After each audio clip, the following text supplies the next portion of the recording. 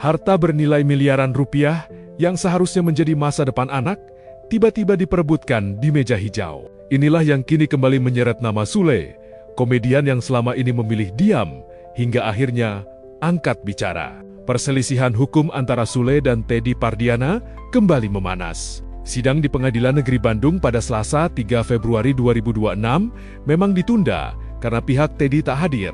Namun justru di momen inilah, Sule membuka fakta yang selama ini ia simpan rapat. Bagi Sule, tuntutan yang terus dilayangkan bukan sekadar urusan hukum. Ini soal amanah. Ia menyebut persoalan tersebut membuka luka lama yang sudah ia coba ikhlaskan sejak lama. Dengan nada kecewa, Sule mempertanyakan motif di balik tuntutan yang terus berjalan. Seolah tak ada garis batas antara masa lalu dan hak anak. Untuk menjawab berbagai spekulasi publik, Sule membongkar surat wasiat Lina Jubeda. Dokumen itu dibuat pada Oktober 2018, tak lama setelah perceraian mereka. Dalam surat tersebut, Lina dengan tegas menyatakan bahwa harta bawaan miliknya diperuntukkan sepenuhnya bagi anak-anaknya. Seperti apa sih Kang? Mungkin artinya kalau melihat dari substansi pokok permasalahan sendiri, kayaknya Teddy sangat mengekeh untuk masuk ke dalam pembagian ahli waris juga bersama putrinya. Ya, dia itu lupa dengan kesepakatan awal. Ya, ini saya biar tidak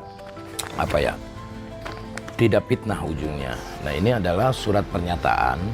Ini tuh setelah kita sah lah ya, maksudnya untuk perceraian itu, akte cerai itu keluar di 5 Oktober 2018, ketok palu 20 September 2018. Ya. Bahwa sebelum perkara perceraian diputus dengan mengacu pada pasal 86 dan pasal 87 kompilasi hukum Islam, Lina binti Sachi menyampaikan kepada pengacaranya bahwa harta bawaan yang diperoleh dari pernikahan dengan saya semuanya diperuntukkan untuk anak-anaknya.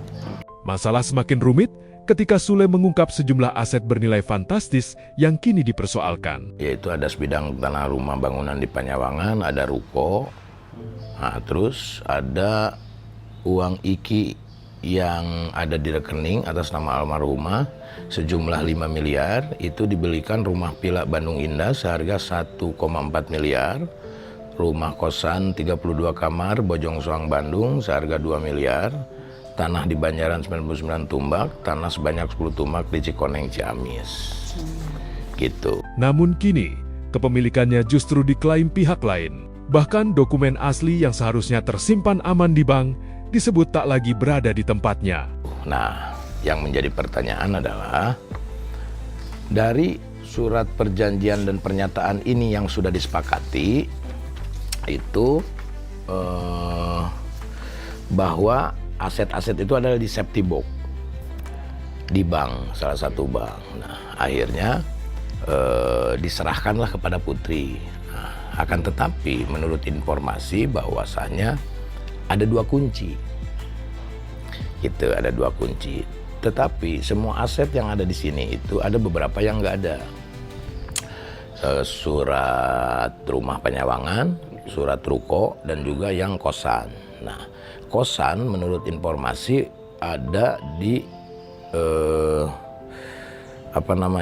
dia surat kosannya, surat aktenya. Sule menegaskan, secara pribadi ia telah mengikhlaskan masa lalu, termasuk perceraian dan pilihan hidup Lina setelahnya. Namun ketika langkah hukum menyentuh hak anak-anak, ia merasa tak bisa lagi diam. Karena itu bukan peninggalan almarhumah. Itu uangnya mutlak uang IKI yang tertulis di sini kan senilai 5 miliar. Nah, Villa Bandung Indah kemana? Kan belum ada penyelesaiannya. Nah, jadi kalau misalkan mau mengurusi tentang ahli waris, ya harus dibereskan dulu lah semua. Baru kita sidang di PA. Ya kan, runtutannya seperti apa gitu. Bagi Sule, ini bukan soal emosi, melainkan kejelasan hukum dan keadilan. Ya tapi maksudnya kenapa ya? Maksudnya Kang Sule mungkin melihatnya bahwa kayak dia menggebubat untuk bisa masuk sebagai penerima ahli waris. Ya nggak tahu, nggak ada sama anaknya gitu kan. Ya nggak tahu, itu nggak ada kerjaan kali dia mungkin. Ya nggak tahu lah, gue juga bingung kenapa gue juga diseret-seret tuh. Maksudnya ya dia juga harus ingat perjalanannya gitu loh. ketika dia hidup dengan almarhumah itu perjalanannya kan dulu masih bareng sama saya almarhumah, kan gitu. Masa kita harus beberkan semua gitu kan, nggak etis lah.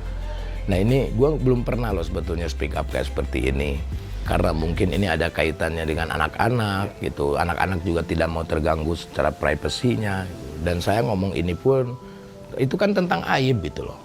Itu tentang aib, saya tidak mau sebetulnya gitu. Kini, sengketa ini bukan hanya tentang warisan, tapi tentang amanah seorang ibu dan masa depan anak-anak yang seharusnya dilindungi. Pertanyaannya, kemana sebenarnya arah keadilan akan berpihak?